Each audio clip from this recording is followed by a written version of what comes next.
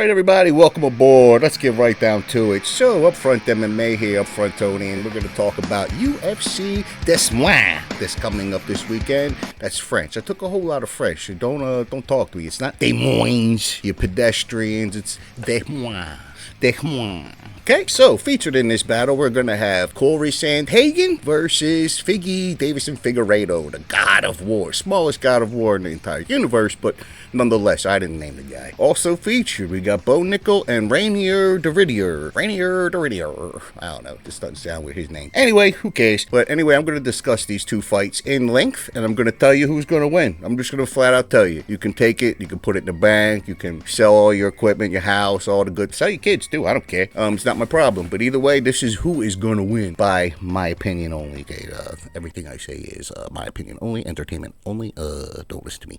Okay, so in the first one I want to talk about, we're going to talk about Reinier de Ridder and Bo Nickal. In this one, Bo Nickal is going to be the clearest, most obvious winner. It's not even going to be very, very difficult. It's going to go to decision, but let me tell you why. So Bo Nickal is a 3-time Division I national champion. Very, very rare. He's one of the best wrestlers ever in collegiate wrestling. So then you've got Reinier de Ridder, who is a judo and jiu-jitsu guy. Now, being a jiu-jitsu guy myself before wrestling guy, I remember what it was like when the wrestling guy would come onto the mats. And you've got your blue and your purple belt, and this guy comes in with a white belt, and he's throwing you all over the place. Hey, the hell is going on here? So that's why I'm going to tell you that that's going to be a major advantage in the Bo Nickal direction. Nickal will dictate where the fight goes because of his takedown ability and his striking. He's not going to go anywhere Reinier de Ridder wants to go. Reinier is going to have to follow him. He's going to get taken down, and Reinier is going to have to play work on the bottom. But either way, it's going to go wherever Bo Nickal wants it to go. Then you've got the unsubmittability of Bo Nickal. So Reinier de Ridder, I'm just going to call him RDR after this because it gets on my nerves. RDR claims that he can submit Bo Nickal. Now, I'm sorry RDR, but I don't know if you didn't maybe not see the match between Gordon Ryan and Bo Nickal, but it wasn't, if Gordon Ryan isn't going to submit Bo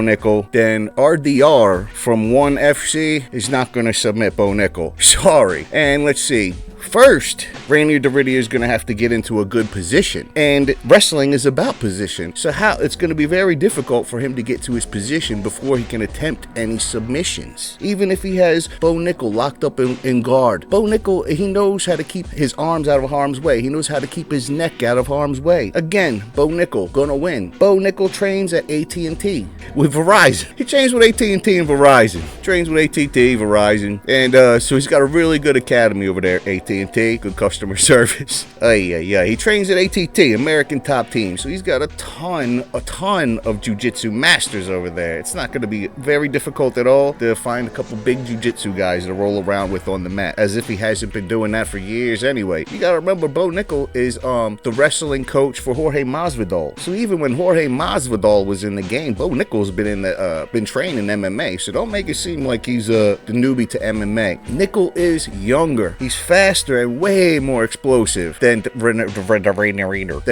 RDR is not, he's older, he's not going to be able to keep up with the pace that Bo Nickal can set, especially being a collegiate wrestler at high level. That's what they do, they set pace, that's the game. Also, Nickal's striking is improving, as we've seen in his last couple fights. The guy is, he's no Canelo Alvarez, but he's able to hold his own, and I've seen some videos, he's developing power in his hands too. So don't be surprised if you don't see Bo Nickal knock this guy out. I would be surprised. But for you all, don't be surprised if Bo Nickal's able to knock him out. But it's not an impossibility. Also, in terms of that, RDR's defensive striking is very porous. He leaves a lot of holes open to be exploited. And maybe Bo Nickal can get in there and exploit one of them. But I think that this either ends by ground and pound, Bo Nickal, maybe round 3, or it's just going to go to decision, which I'm pretty much it's going to go to decision, and it'll be Bo Nickal for the win. And this weird guy RDR, I don't know where he came from. This 1FC just popped up all of a sudden, and he's there in the UFC. But either way, we can send him back to Liechtenstein or wherever he's from. All right, so now we're going to talk about Davison Figueiredo versus Corey Sandhagen. Very compelling matchup. You got Figgy coming up a division at bantamweight, and you got Corey Sandhagen, who is the perfect size bantamweight. This is going to play a major factor into this fight. By the way, Corey Sandhagen is going to to win. Sandhagen is 5 feet 11 inches, and Figgy is 5 feet 5 inches. Okay, Sandhagen has a 70-inch reach, and Figgy has a 68-inch reach, which isn't that bad, but 2 inches can mean a whole lot. Believe me, believe me. Corey Sandhagen has excellent lateral footwork. He's not going to be able to be caught up against the fence. He's not going to be able to do. Figgy's not going to be able to cut him off. Sandhagen's able to switch stances to make different angles.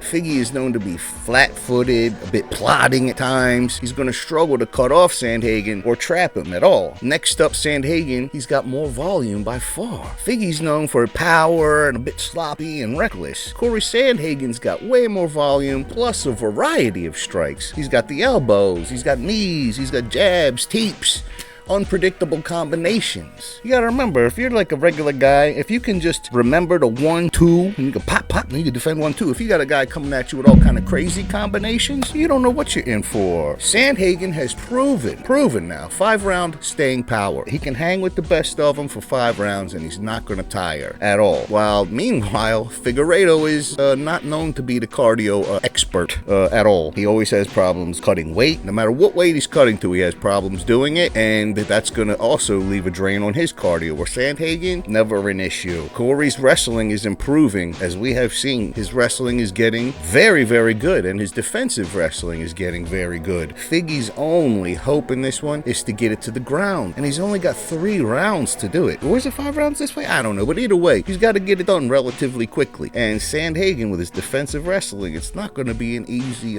day in the park. Walk in the park, if you will. So again, I am taking Corey Sandhagen in this one. And again, go bet the house, sell your kids, do whatever you gotta do. I don't care, sell your organs, sell a kidney or something. You're gonna make it all back and more. I'm just kidding, this is for entertainment purposes only. Don't listen to anything up front when he says, okay, disclaimer. All right, great. So that being said, make sure when you get to the betting slip release, this is what I'm gonna have. Hey, you stay still here. Hey, have that removed. Anyway, my betting slip is gonna have Bo Nickal on top of it, and then just below that, it's gonna have Corey Sandhagen. And let's effing go, everybody. I'm not going to keep you any longer. May Allah bless you. May Jesus save you. May Buddha give you all the information you've been looking for. May the Hindu guy keep you from turning blue like he did. And in the Lord's name we pray. Das Vidanya.